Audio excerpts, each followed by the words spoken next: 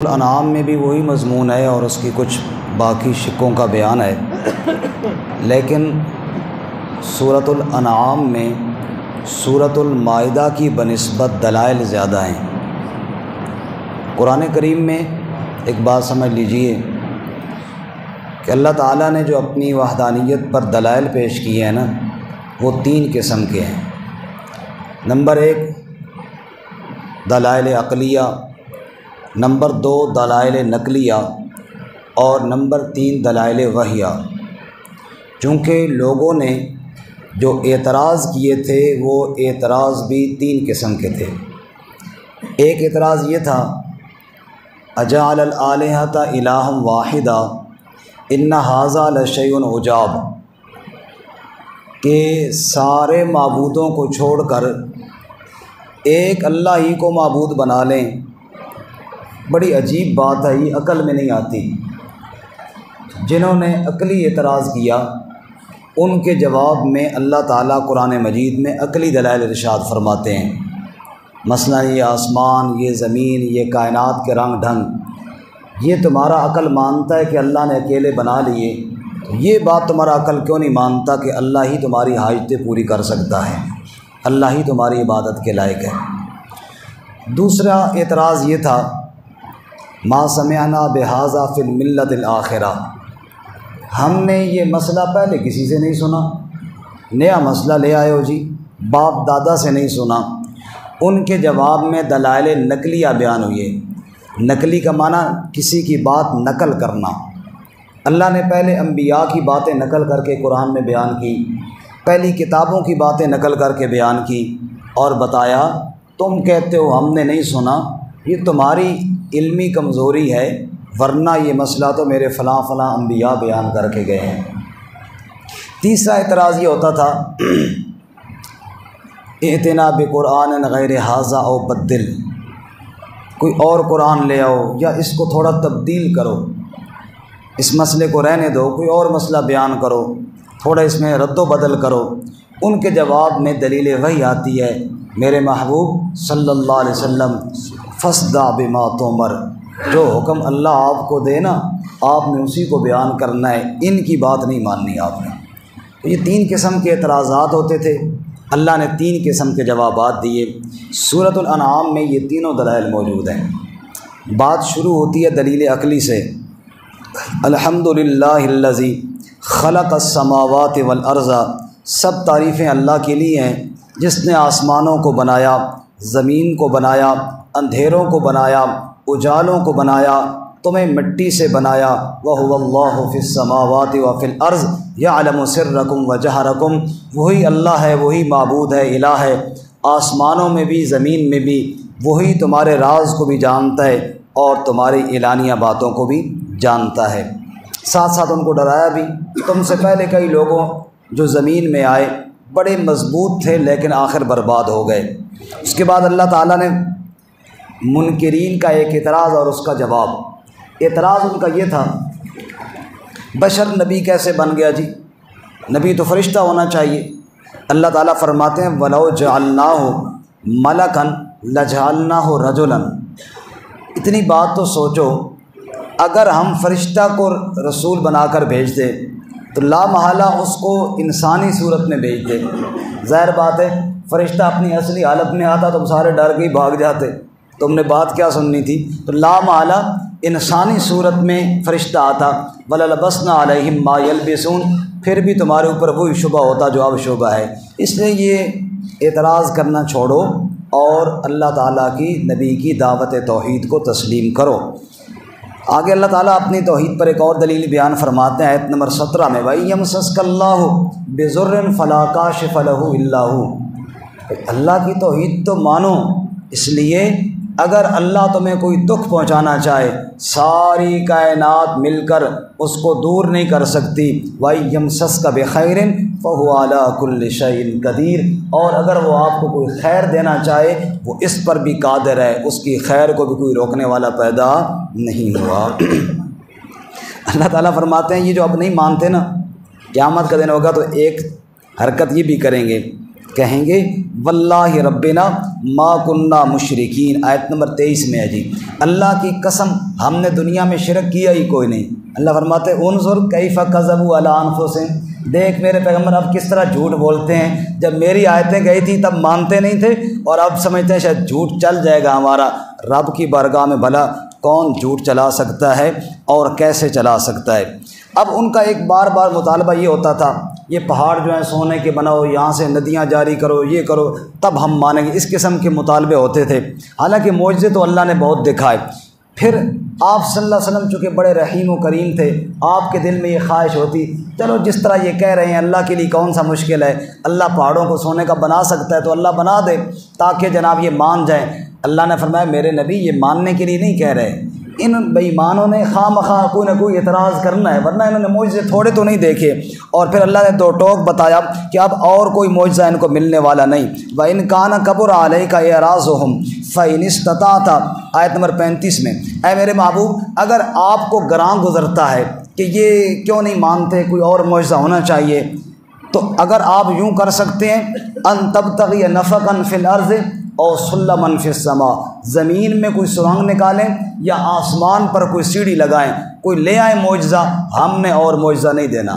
یہ اللہ نے گویا کہ دو ٹوک بات کہی ہے، زمین میں سرنگ لگائیں، آسمان میں سیڑھی لگائیں، کا مطلب یہ ہے کہ جو مرضی کر لیں، اب جناب معجزہ اور نہیں ملنا۔ ان سے کہو ماننا ہے تو مانیں، نہیں ماننا تو پہلے قوموں کے حالات سے عبرت حاصل کریں، جیسے آگے اللہ فرماتے ہیں کئی قومیں پہلے انکار کر چکی ہیں۔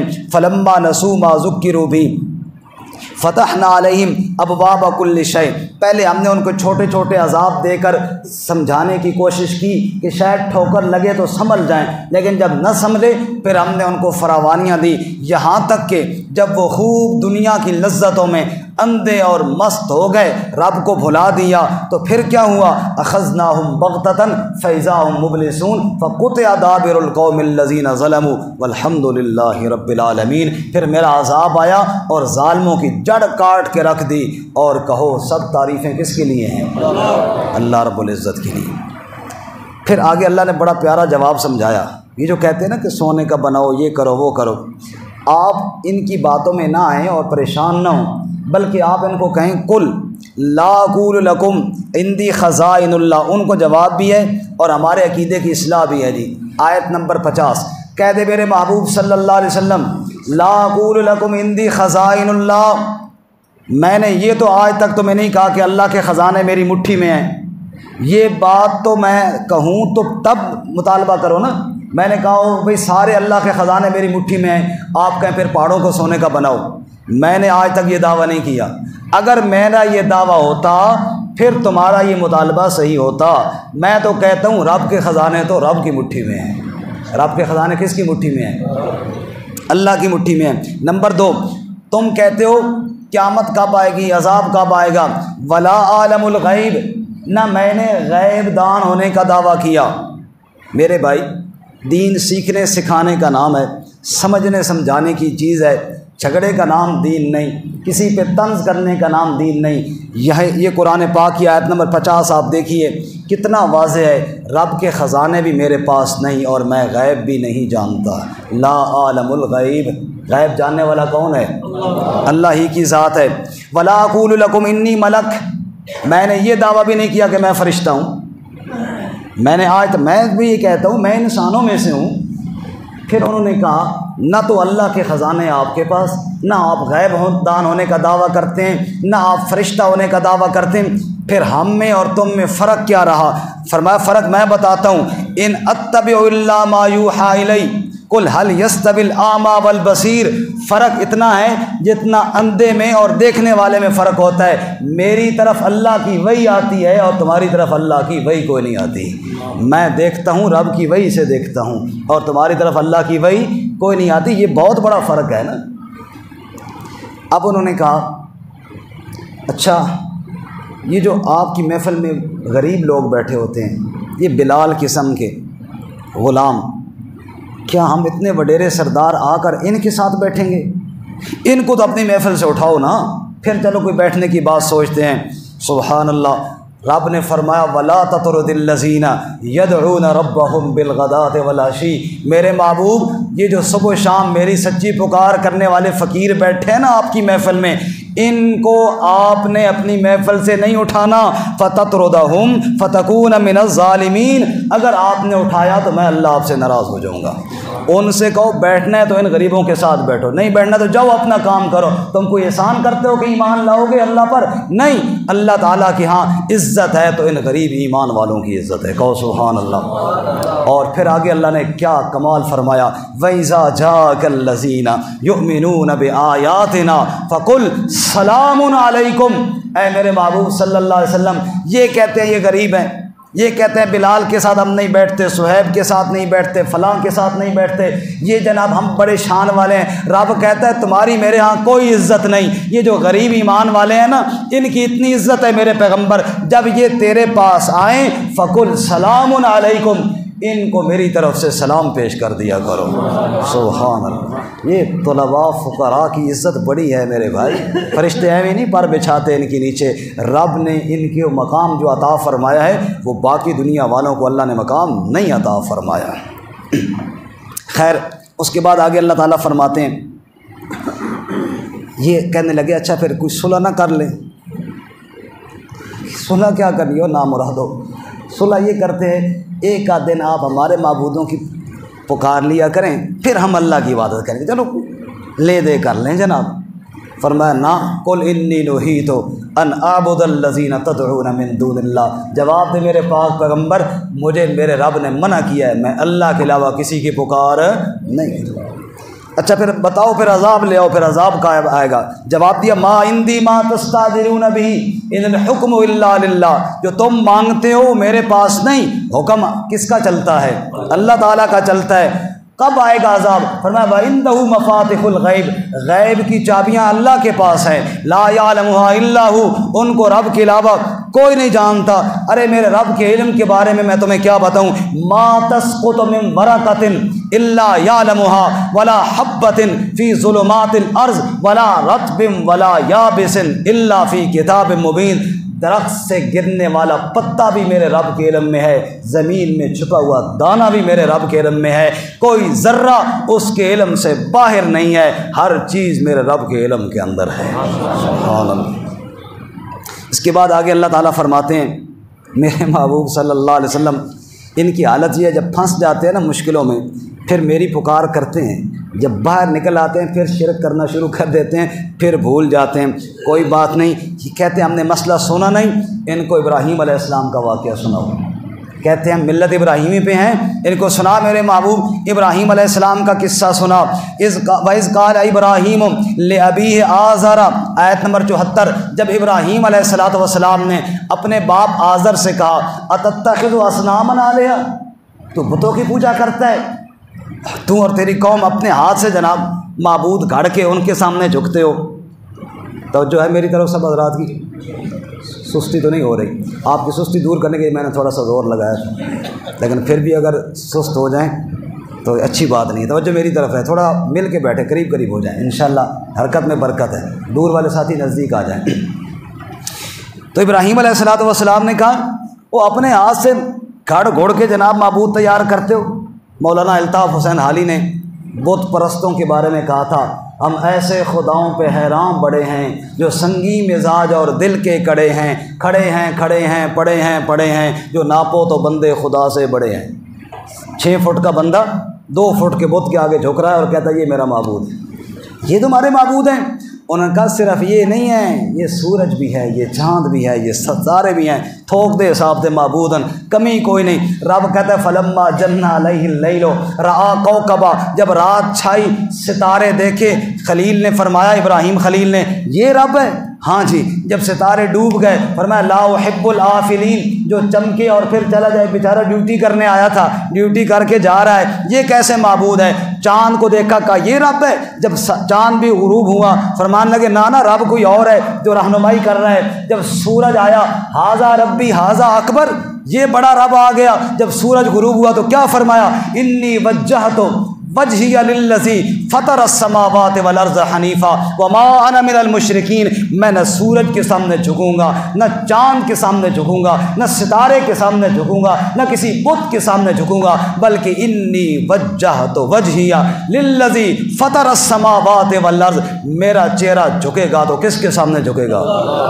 وہی ذات واحد عبادت کے لائق، زباں اور دل کی شہادت کے لائق، اسی کے ہیں فرما اطاعت کے لائق، اسی کی ہے سرکار خدمت کے لائق، لگاؤ تو لو اپنی اس سے لگاؤ، جھکاؤ تو سر اس کے آگے جھکاؤ۔ پھر اللہ تعالیٰ نے 18 نبیوں کے نام لیے، سبحان اللہ، کتنے نبیوں کے یاد کرو، سورہ انعام میں 18 نبیوں کے نام لیے، اور پھر سب کا اجمالی ذکر کیا، وَمِنْ آبَائِهِمْ وَذُرِّيَّاتِهِمْ وَإِخْوَانِهِمْ، کچھ ان کے بڑے، کچھ ان کی اولاد میں سے، باقی نبی کچھ ان کے ہم اثر، یعنی سارے نبیوں کا ذکر کرنے کے بعد اللہ نے مسئلہ سمجھایا۔ سبحان اللہ، جس طرح کہتے ہیں نا ایک دونے دونے تو دو دونے چار، دو ٹوک الفاظ میں مسئلہ سمجھایا۔ فرمایا وَلَوْ أَشْرَكُوا لَحَبِطَ عَنْهُمْ مَا كَانُوا يَعْمَلُونَ، یہ میرے برگزیدہ انبیاء کتنی عظمتوں والے ہیں، لیکن اگر یہ بھی شرک کرتے میں ان کے اعمال بھی ضائع کر دیتا۔ جی اللہ سمجھانا یہ چاہتے ہیں، قانون کی پختگی یہ بتانا چاہتے ہیں۔ جس طرح کوئی بندہ کہے نا جی بھائی جو بھی یہ جرم کرے گا سزا ملے گی، حتیٰ کہ وقت کا بادشاہ اور حکمران کرے اس کو بھی سزا ملے گی، یہ قانون کی پختگی کے لیے ہوتا ہے۔ یہ مطلب نہیں ہوتا کہ وہ ضرور یہ سزا یہ جرم کرے گا، انبیاء تو معصوم ہیں، انہوں نے کہاں شرک کرنا تھا، لیکن اللہ ہمیں سمجھانے کے لیے کہہ رہے ہیں اتنا بڑا گناہ ہے، وَلَوْ أَشْرَكُوا لَحَبِطَ عَنْهُمْ مَا كَانُوا يَعْمَلُونَ۔ پھر میرے رب نے دلائل کے، میں نے عرض کیا تھا اس سورہ میں دلائل زیادہ ہیں، پھر اللہ نے دلائل شروع فرمائے اور دلائل دیتے ہی چلے گئے جناب۔ آیت نمبر 95 سے پھر شروع فرمایا، بے شک ان اللہ فالق الحب والنوا، گٹھلی کو اور اناج کو اور دانے کو پھاڑ کر پودے نکالنے والا کون ہے؟ بولو جی، جواب دیتے جاؤ۔ فرمایا زندہ کو مردہ سے، مردہ کو زندہ سے نکالنے والا کون ہے جی؟ جاندار مرغی سے بے جان انڈا اور بے جان انڈے سے جاندار چوزا نکالنے والا کون ہے جی؟ پھر اللہ فرماتے ہیں فالق الاصباح، رات کی تاریکیوں سے صبح کا اجالا نکالنے والا کون ہے؟ پھر رب کہتا ہے رات اور دن اور سورج اور نظام کا، چاند کا نظام چلانے والا کون ہے؟ ستاروں کو چمکانے والا، تمہیں ایک جان سے پیدا کرنے والا، آسمان سے بارش برسانے والا، پھر اس سے پھل پھول نکالنے والا۔ انظروا الی ثمرہ اذا اثمر وینعم، باغ کے اندر جا کر دیکھا کرو نا جب پھل لگ رہا ہوتا ہے کتنا کچا، کتنا بد مزہ، اور جب پک جاتا ہے کتنے رس رب اس کے اندر بھر دیتا ہے۔ یہ سب کچھ کرنے والا اللہ ہے، اور تمہارے عقل میں یہ بات آتی ہے تو پھر یہ عقل میں کیوں نہیں آتی کہ میری عبادت کے لائق بھی صرف کون ہے؟ اللہ فرماتے ہیں یہ اتنے بے عقل ہیں، کہتے ہیں اللہ کی اولاد ہے۔ اللہ فرماتے ہیں انا یکون لہ ولد ولم تکن لہ صاحبہ، اللہ کی بیوی ہے، کوئی کافر بھی کہتا ہے بیوی نہیں ہے، صاحبہ بیوی۔ اللہ فرماتے ہیں اللہ کی اولاد کیسے ہو، اس کی تو بیوی کوئی نہیں۔ ایک بندہ مولوی صاحب کو دعا کراوے نا، استاد جی دعا کرو جی اولاد ہو جاوے، جو ہر نماز سے ہر جمعے سے جو کراوے۔ ایک دن قاری صاحب نے پوچھ لیا بھائی کتنا عرصہ ہوا تیری شادی کو؟ اس وقت کا استاد جی شادی تو کوئی نہیں ہوئی۔ شادی تھا تو اللہ نے بندے پہلے شادی کرنا، تو اولاد دی دعا کس طرح منگوا رہا؟ استاد جی یہ دعا قبول ہوئی نا تو نال بیوی تو آٹومیٹک آ ہی جانی نا۔ اللہ فرماتا ہے کوئی عقل نو ہاتھ مارو، انا یکون لہ ولد ولم تکن لہ صاحبہ، بیوی کوئی نہیں مانتے ہو، اللہ کی اولاد مانتے ہو، کتنے نادان اور کتنے بے وقوف ہو۔ فرمایا اللہ وہ ہے جو اولاد سے پاک ہے، جو رشتوں سے پاک ہے۔ ذالکم اللہ ربکم، یہ اللہ تمہارا رب ہے، لا الہ الا ہو، اس کے علاوہ کوئی الہ نہیں، خالق کل شیء، وہ ہر چیز کا خالق ہے، فاعبدوہ، اس ہی کی عبادت کرو۔ جو لا کہا وہ لا ہوا، وہ لا بھی اس میں لا ہوا، جز لا ہوا، کل لا ہوا، پھر کیا ہوا؟ اللہ ہوا۔ اللہ کے علاوہ کوئی معبود نہیں، اللہ کے علاوہ کوئی عبادت کے لائق نہیں۔ لا تدرکہ الابصار وہو یدرک الابصار، میں نے کہا نا اللہ نے دلائل کے انبار لگا دی اس صورت میں، سارے مل جائے اور کہیں ہم رب کو پا لیں گے، دیکھ لیں گے، تمہاری آنکھیں نگاہیں تھک جائیں گی۔ لا تدرک الابصار، تم رب کی کائنات ساری کو نہیں دیکھ سکتے، رب کو کیا دیکھو گے؟ وہو یدرک الابصار، وہ تمہیں دیکھتا ہے، تم اس سے چھپ بھی نہیں سکتے۔ وہو اللطیف الخبیر۔ اچھا اب اللہ نے دلائل کے ساتھ بات سمجھائی۔ اب جناب میرے جیسے خطیب جوش میں آتے ہیں، اگلے کی ایسی تیسی پھیر دیتے ہیں۔ ساتھ رب نے یہ فرمایا دلائل سے بات کرنی ہے۔ لا تسبوا الذین یدعون من دون اللہ، ان مشرکین کو، ان کے معبودوں کو گالیاں نہیں دینی، برا بلا نہیں کہنا۔ کیوں؟ فیسبوا اللہ عدوا بغیر علم، پھر وہ ضد میں آ کے رب کو برا بلا کہیں گے، اس لیے یہ کام نہیں کرنا، دلائل سے بات کرنی ہے۔ ساتھ ساتھ اللہ اپنے نبی صلی اللہ علیہ وسلم کو تسلی دیتے ہیں، میرے محبوب انہوں نے ماننا نہیں ہے، چونکہ میں نے کل بھی عرض کیا تھا جمعہ والے دن ہماری درس کی چھٹی ہوتی ہے، ہفتہ اتوار ہمارے 10 منٹ انشاءاللہ زیادہ ہوں گے، آدھا سپارہ ہم ہفتے والے دن اور آدھا اتوار والے دن، 10 منٹ زیادہ کی اجازت ہے نا جی انشاءاللہ۔ اچھا اب ہم 8ویں سپارے میں داخل ہو رہے ہیں انشاءاللہ۔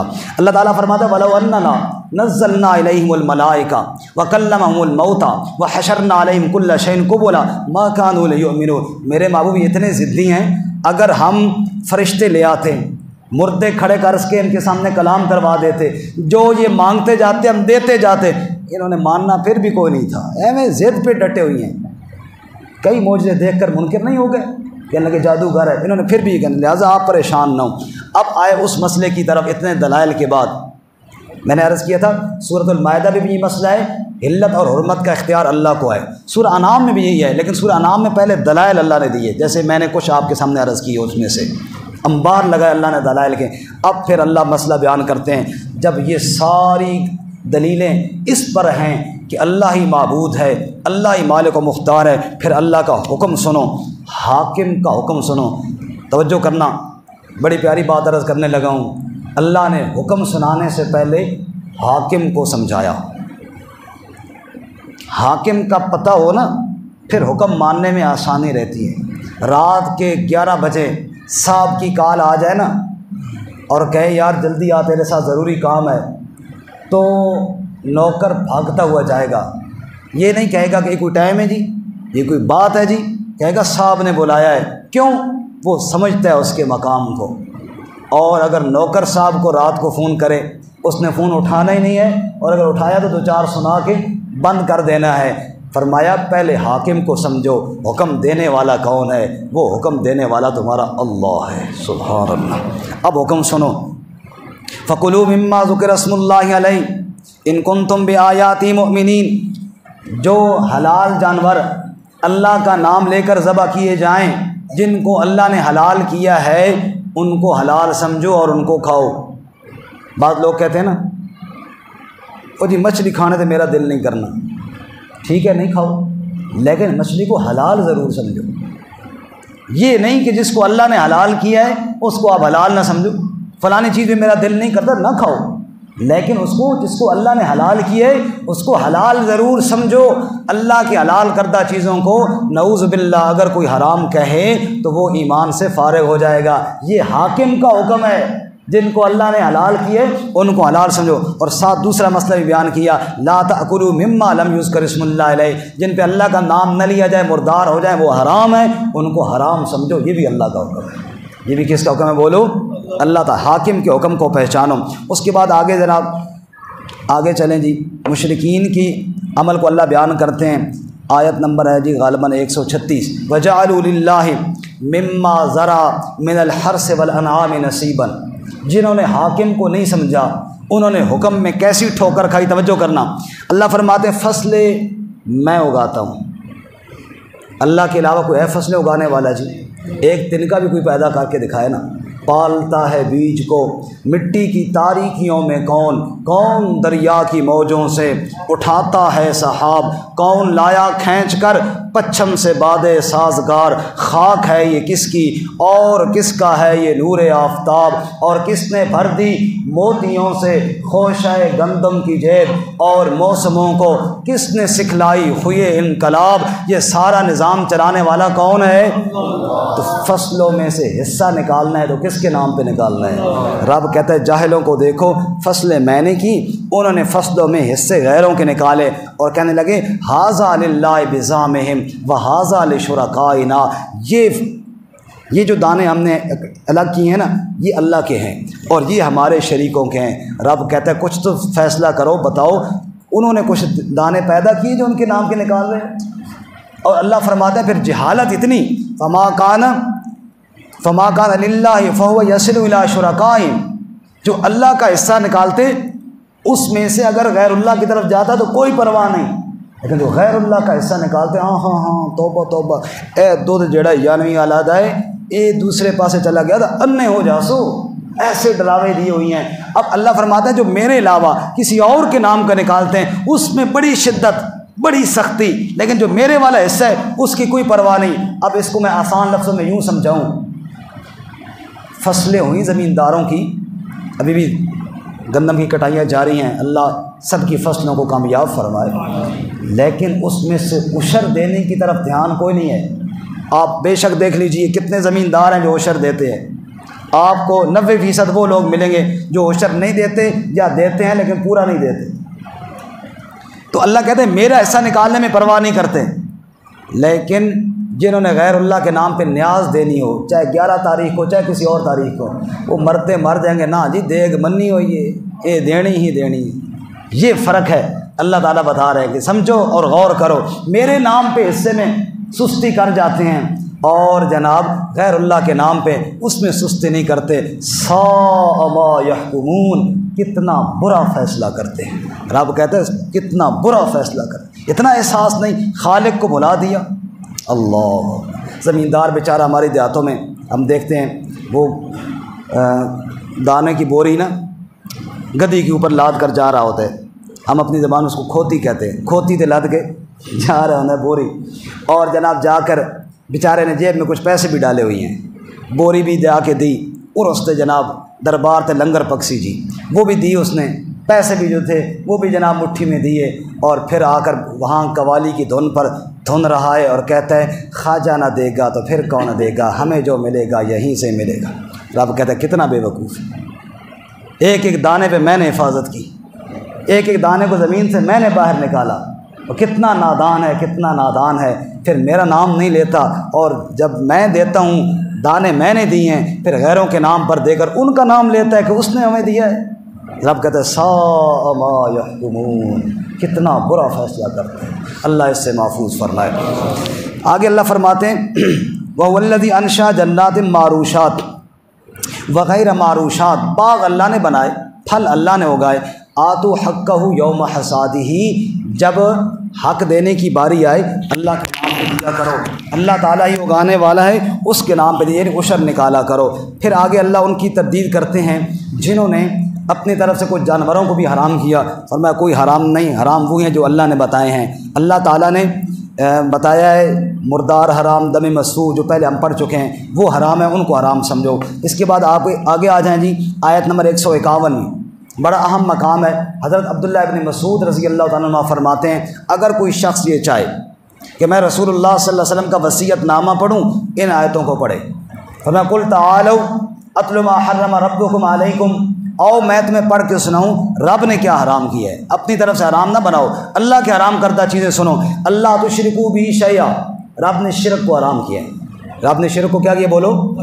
نمبر 2، ماں باپ کی فرما برداری کرو، ماں باپ کی نافرمانی کو اللہ نے حرام کیا ہے، ماں باپ کی نافرمانی کو اللہ نے کیا کیا ہے، خصوصاً نوجوان اور بچے سنیں، ماں باپ کی نافرمانی کو اللہ نے حرام کی ہے، یہ اللہ کا حرام کرتا ہے، یہ صرف ماں باپ کی طرف سے نہیں اللہ کی طرف سے حرام کرتا ہے۔ نمبر 3، اولاد کو نہ حق قتل نہ کرو بھوک کے ڈر سے۔ نمبر 4، فحاشی اور عریانی کے قریب بھی نہ جاؤ۔ نمبر 5، نہ حق قتل نہ کرو۔ نمبر 6، یتیموں کا مال نہ کھاؤ، قبضہ کر کے بھی نہ کھاؤ، ایصال ثواب کے انداز میں بھی نہ کھاؤ۔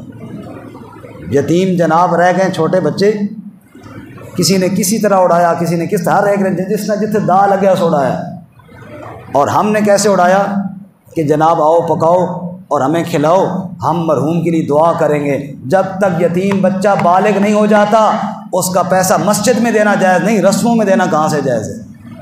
لا تقربوا مال الیتیم، مت قریب جاؤ یتیم کے مال کے۔ اور افسوس تو اس بات پر ہوتا ہے، گھر کو آگ لگی، گھر کے چراغ سے یتیم کا مال کھا کے اوپر دعا کی جاتی ہے، اس دا ثواب فلانے نے بھی پہنچا تے فلانے نے بھی پہنچا تے فلانے نے بھی پہنچا۔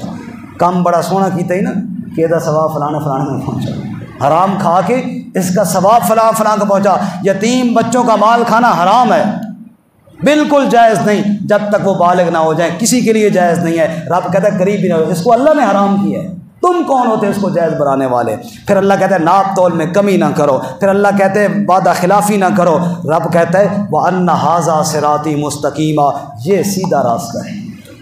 نماز میں کہتے ہیں اہدنا الصراط المستقیم، یہ سیدھا راستہ ہے، اس کی اتباع کرو اور پک ڈنڈیوں پہ نہ چلو۔ سورت کے اختتام میں بالکل آخر میں اللہ تعالیٰ نے 3 اعلان کروائے میرے نبی سے، اے میرے محبوب صلی اللہ علیہ وسلم 3 اعلان کیجئے۔ پہلا اعلان قل اننی ہدانی ربی الی صراط مستقیم، میرے رب نے صراط مستقیم کی طرف رہنمائی کی ہے۔ یہ جتنی باتیں تمہیں بتائی ہیں اپنی طرف سے نہیں بتائیں، رب کی وحی سے بتائی ہیں۔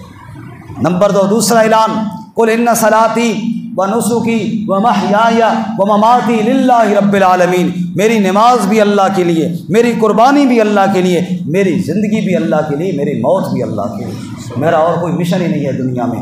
تیسرا اعلان قل اغیر اللہ ابغی ربا وہو رب کل شیء، اتنے دلائل کے بعد اب انصاف کے ساتھ تم بھی بتاؤ کیا رب کو چھوڑ کر کوئی اور رب بنا لوں؟ ایسا نہیں ہو سکتا۔ بس 5 منٹ اور دے دیجیے پھر بات ختم کرتے ہیں۔ اس کے بعد سورۃ الاعراف ہے، اس کا کچھ حصہ چونکہ جو 8ویں پارے میں اس کو ہم مکمل کر لیں پھر بات ختم کرتے ہیں۔ سورۃ الاعراف میں اللہ تعالیٰ نے اپنے نبی صلی اللہ علیہ وسلم کو ہمت اور جذبے کے ساتھ ڈٹا رہنے کی تلقین کی ہے، اور اس میں شیطان اور شیطان کے پیروکاروں کی اتباع سے روکا ہے۔ تفصیل کے ساتھ واقعہ وہ بیان کیا جو آدم علیہ السلام کا ہے، ہم پہلے پارے میں پڑھ چکے ہیں کہ کس طرح جنت میں گئے اور شیطان نے ورغلایا۔ لیکن یہاں پہ جو بات ہے وہ یہ ہے، اضافی بات یہ ہے کہ ینزع عنہما لباسہما، ان سے وہ جنتی لباس شیطان نے اتروایا۔ توجہ کرنا، بڑی پیاری بات ہے۔ اور آگے چل کے اللہ فرماتے ہیں آدم کی اولاد، ہم نے تمہارے لیے لباس نازل کیا، یواری سوآتکم وریشا، جو لباس تمہاری زیب و زینت کا باعث بھی ہے اور تمہاری پردہ پوشی بھی کرتا ہے۔ 2 فائدے لباس کے ہیں، ایک تو ستر چھپتا ہے، دوسرا وریشا، ریشا کا بنا کیا ہے جی؟ خوبصورتی۔ داڑھی کو بھی ریش کہتے ہیں نا، کہتے ہیں فلاں بزرگ سفید ریش ہیں جی، کیا مطلب؟ سفید داڑھی والے ہیں، معلوم ہے داڑھی میں زیب و زینت ہے، داڑھی میں خوبصورتی ہے، اللہ میں نصیب فرمائے۔ تو فرمایا کہیں شیطان تم سے لباس نہ اتروائے، جیسے عرب کے جاہلوں سے اتروایا، بیت اللہ کا طواف کرتے کپڑے اتار کر اور کہتے واللہ امرنا بہا، اللہ نے حکم دیا، کہو استغفر اللہ۔ فرمایا قل ان اللہ لا یأمر بالفحشاء، اللہ فحاشی کا حکم نہیں دیتا۔ یہ تم نے کہاں سے بات نکالی ہے کہ اللہ تعالیٰ نے یہ حکم دیا؟ توجہ کرنا، توجہ کرنا، بڑی پیارے اشارہ کرنے لگا ہوں۔ بیت اللہ کا طواف کرتے تھے ننگا ہو کے اور اس کو ثواب سمجھتے تھے۔ آج بھی اگر کوئی بزرگ بنے اور کپڑے اتارے اور کہے بادشاہ اللہ دا ولی یہ پہنچا ہویا، اس کو ثواب سمجھے، رب کہتا ہے اللہ نے فحاشی کا حکم نہیں دیا۔ وہ کوئی ولی نہیں ہے جو ننگا ہو جائے، وہ کوئی پیر نہیں ہے جو فحاشی کی طرف چلا جائے، اللہ تعالیٰ نے لباس کا حکم دیا ہے۔ وہ بات سمجھ میں آ رہی ہے کہ نہیں آ رہی؟ اللہ تعالیٰ نے کس کا حکم دیا ہے؟ لباس کا حکم دیا۔ ننگا رہنے کو اللہ نے پسند نہیں کیا۔ رب کہتا ہے مسجد میں آؤ خذوا زینتکم، اچھا لباس پہن کر آئے، خوبصورت لباس۔ اس لیے علماء نے لکھا ہے وہ لباس جو پہن کر آپ محفل میں نہیں جا سکتے وہ مسجد میں نہ پہنیں۔ یہ پلاسٹک کی ٹوپیاں جنہوں نے پہنی ہوئی معذرت کے ساتھ، یہ کوئی اچھی چیز نہیں ہے نماز کے لیے۔ اپنی جب سارا لباس بندہ خریدتا ہے اپنے لیے اچھی ٹوپی بھی خریدے، اللہ کے گھر میں آ رہا ہے اچھا لباس پہن کر آئے۔ خذوا زینتکم عند کل مسجد، رب کہتا ہے مسجد میں سنور کے آؤ، زینت بنا کر آؤ۔ اس کے بعد آگے اللہ تعالیٰ فرماتے ہیں، بس سورت کا نام ہے چونکہ آراف ہے، یہ بات کر کے بات ختم کرتے ہیں جی۔ ایک ہے جنت، ایک ہے جہنم، ایک ہے آراف۔ جنت ہے، جہنم ہے، اور آراف ایک دیوار ہے جنت اور جہنم کے درمیان میں۔ اللہ فرماتے ہیں جنتی جہنمیوں کو پکاریں گے قیامت کے دن اور پوچھیں گے سناؤ بھائی دنیا میں کہتے تھے کوئی نہیں قیامت آنی، آئیے کہ نہیں آئی؟ رب کا وعدہ سچا ہوا کہ نہیں؟ وہ کہیں گے کہ بالکل سچا ہو گیا۔ اتنے میں اللہ کی طرف سے ایک منادی کہے گا لعنت اللہ علی الظالمین، اللہ کی لعنت ان ظالموں پر جو آج مان رہے ہیں جہنم میں جا کر، پہلے نہیں مانتے تھے۔ پھر آراف کا ذکر اللہ فرماتے ہیں، اللہ فرماتے ہیں آراف والے جنتیوں کو بھی دیکھتے ہیں، جہنمیوں کو بھی دیکھتے ہیں، جنتیوں کو دیکھتے ہیں سلام پیش کرتے ہیں، جہنمیوں کو دیکھتے کہتے ہیں اللہ ان سے ہمیں بچانا۔ پھر جہنمی جنتیوں کو پکارتے ہیں اور کہتے ہیں افیضوا علینا من الماء، پانی پلٹو، پانی کا گھونٹ پلاؤ، او مما رزقکم اللہ، جو رب نے رزق دیا ہے اس میں سے کچھ ہمیں بھی کھلاؤ۔ وہ جواب میں کہتے ہیں ان اللہ حرمہما علی الکافرین، اس رزق کو اللہ نے کافروں پر حرام کر دیا ہے۔ جی اللہ فرماتے ہیں اس دن تمہارے اوپر کسی کو ترس نہیں آئے گا، اب توبہ کرو اور جنت کا رزق اب تلاش کرو۔ پہلے دور میں یہاں پہ مفسرین نے سوالات بھی اٹھائے، جوابات بھی دیے، وہ جی جہنم کتھے تھے، جنت کتھے، یہ بات کیسے کریں گے؟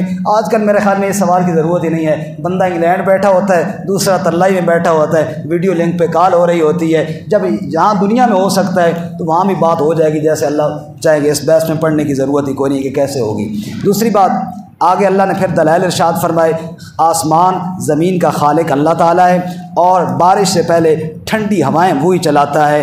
پھر اللہ تعالیٰ نے آگے استقامت کے لیے واقعات بیان کیے۔ پہلا واقعہ نوح علیہ السلام کا، قوم نوح نے انکار کیا، اللہ نے غرق کیا، ہم تفسیر انشاءاللہ سورہ ہود میں پڑھیں گے۔ دوسرا واقعہ حضرت ہود علیہ السلام کا، قوم عاد نے انکار کیا، اللہ نے عذاب دیا۔ تیسرا واقعہ صالح علیہ السلام کا، قوم سمود کا، اللہ کے نبی صالح علیہ السلام نے سمجھایا، قوم نے انکار کیا، معجزہ مانگا، پتھر سے اونٹنی نکلی، پھر اونٹنی کو مار ڈالا، اللہ تعالیٰ نے ہلاک کیا۔ چوتھا واقعہ لوط علیہ السلام کا، قوم بدکاری کرتی تھی، حضرت نے روکا، قوم نہ مانی، اللہ تعالیٰ نے پوری قوم کو برباد کیا۔ اس کے بعد شعیب علیہ السلام کا واقعہ بھی ہے، وہ انشاءاللہ ہم کل پڑھیں گے۔ موسیٰ علیہ السلام کا تفصیلی واقعہ بھی کل پڑھیں گے۔ وآخر دعوانا ان الحمد للہ رب العالمین۔